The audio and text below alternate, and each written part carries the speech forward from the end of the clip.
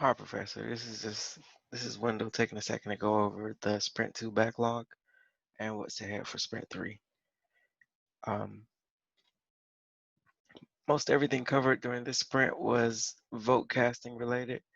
Some was categorized as administrative just because we needed to perform a few administrative functions like ballot views and ballot creation uh, for the vote casting to work.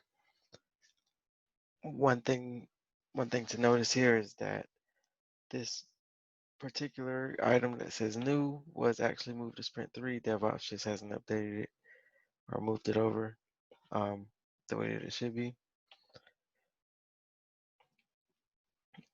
As you can see, everything else over here in Sprint 2 is closed.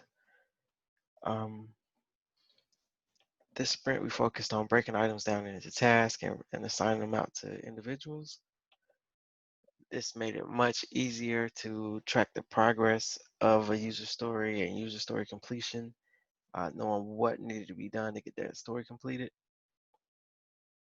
So there are multiple items here broken down by task, which we'll do again here in Sprint 3 when we get started on the administrative side of things.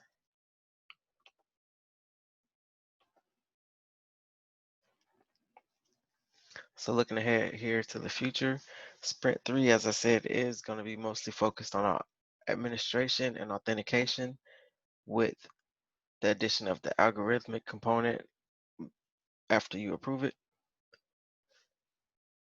Some items have already been assigned and a few tasks may have been broken out, not many.